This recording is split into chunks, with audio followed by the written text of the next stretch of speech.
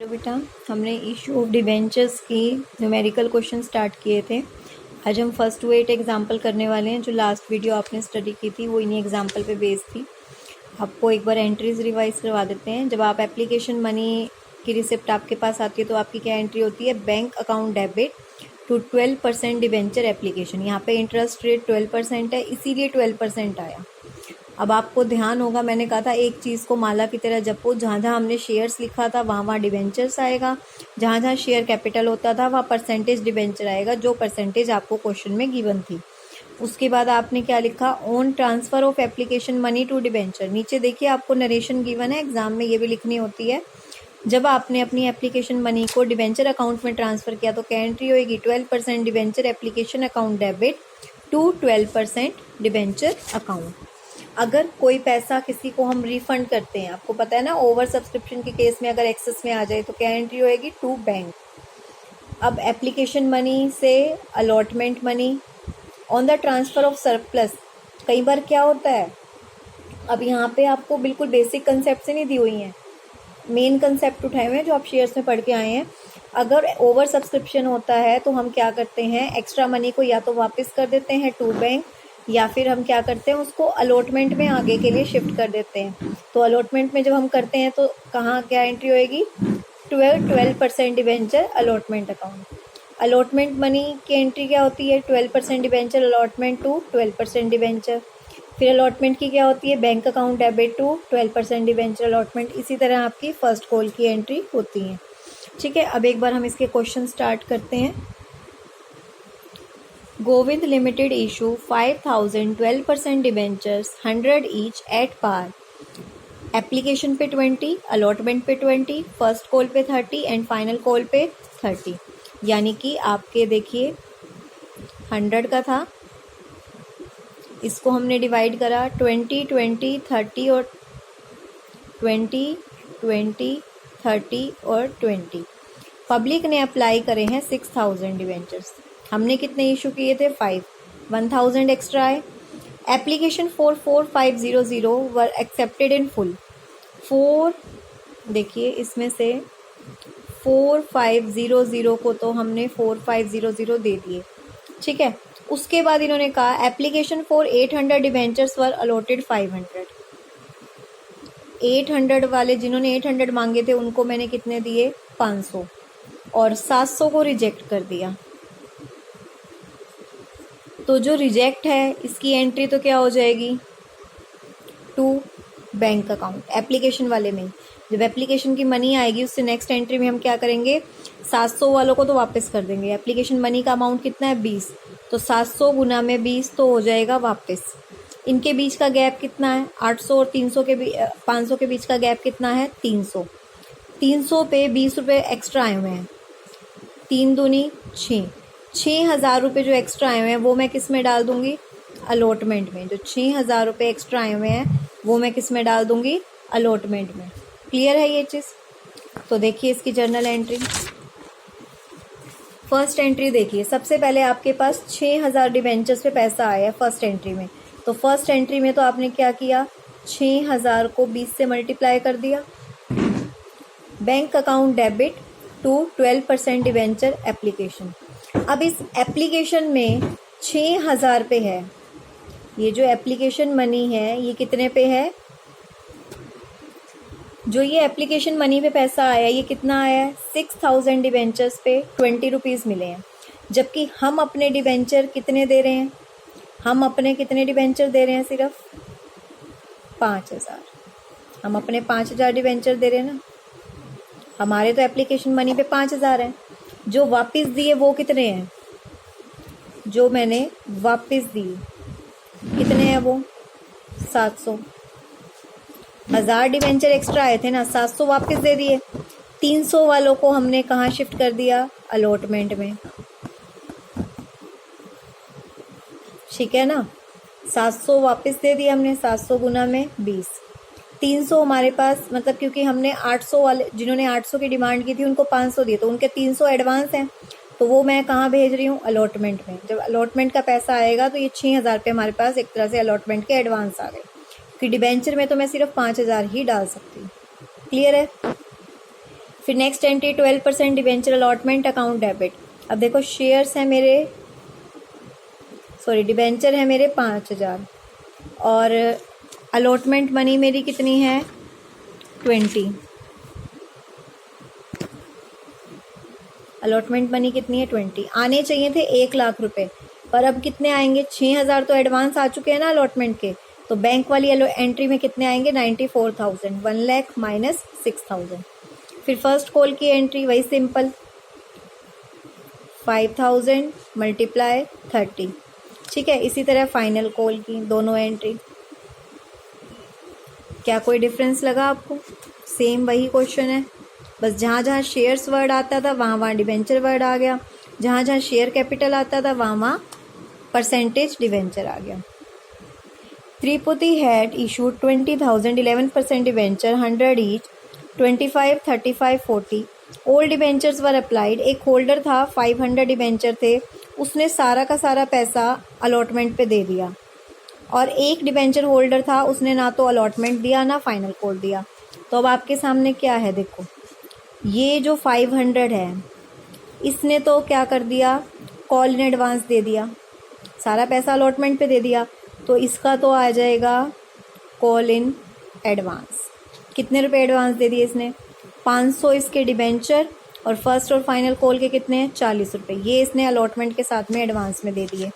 B जो debenture holder है ना तो इसने अलॉटमेंट दी ना फाइनल कॉल दी, तो अलॉटमेंट के टाइम पे कॉल इन एरियर कितना होगा, अलॉटमेंट के टाइम पे कॉल इन एरियर है इसके हैं 100 डिबेंचर, अलॉटमेंट के टाइम पे है 35, तो अलॉटमेंट के टाइम पे इसका कॉल इन एरियर है 3500 और फाइनल कॉल के टाइम पे इसका कॉल इन एरियर है 4000, तो टोटल कॉल इन एरियर इसका मिला के ये हो जाएगा।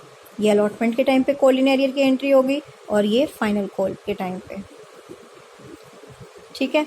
अब देखिए इसकी entry, bank account debit to debenture application 20,000 debentures और एप्लीकेशन पे हैं कितने 25, हो गई एंट्री, ठीक है। उसके बाद अलॉटमेंट, अलॉटमेंट पे कितने हैं, देखो अलॉटमेंट मनी है मेरी 35 रुपये,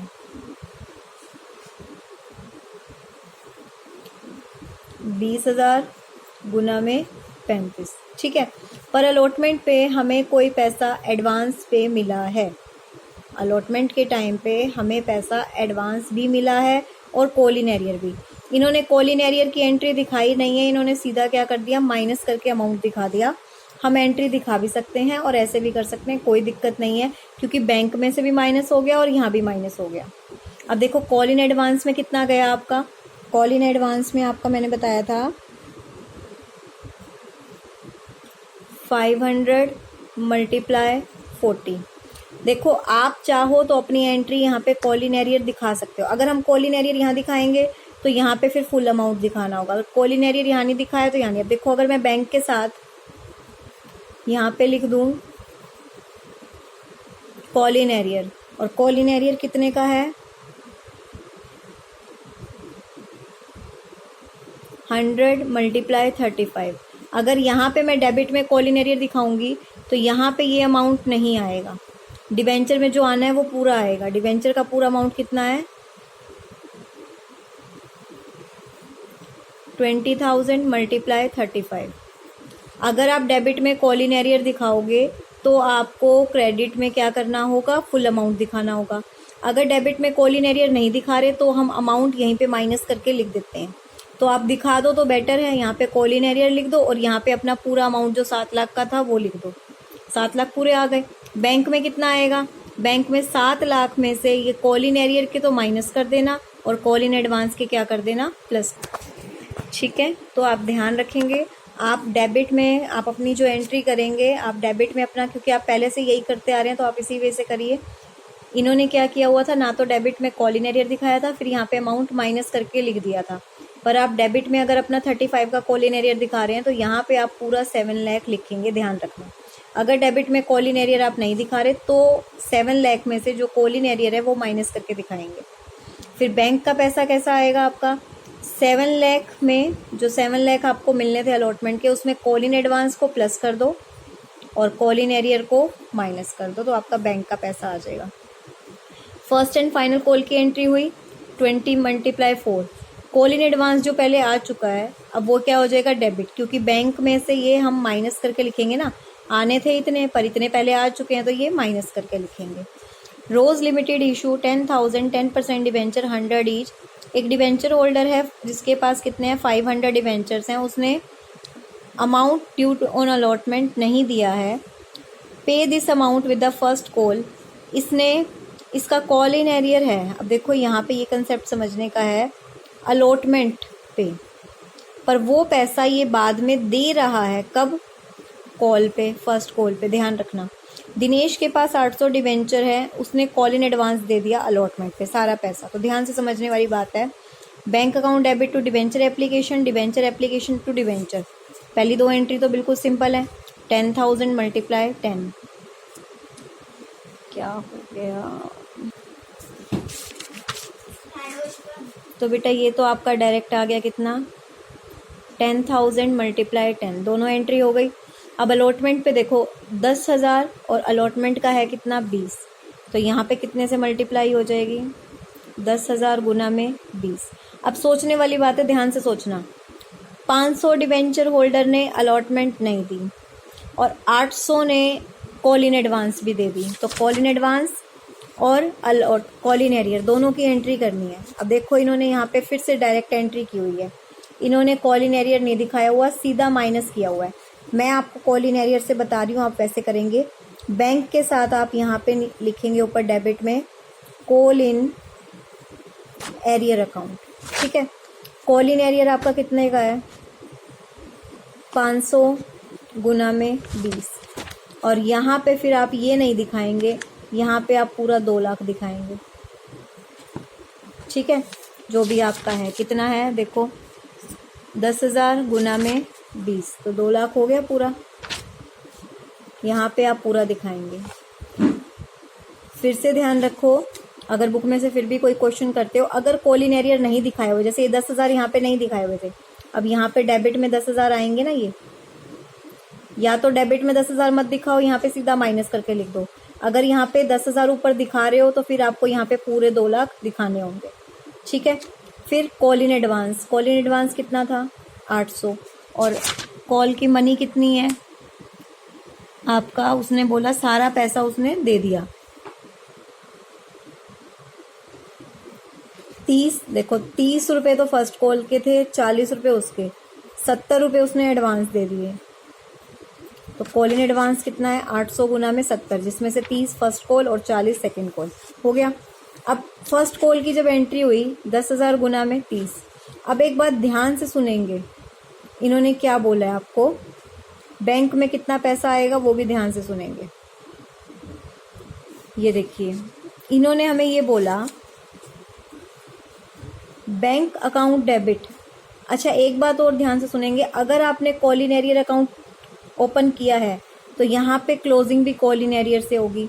अगर आपने call in arrear account open नहीं करा और डायरेक्ट माइनस करके लिखा हुआ है तो यहाँ पे क्लोजिंग फिर हम उसी सेम एंट्री से करेंगे, ये सोच के कि जो 500 गुना में 20 रुपये नहीं आए थे वो अब आ गए, ठीक है। जो पैसा उस टाइम पे नहीं आया था वो क्या हो गया है, अब आ गया।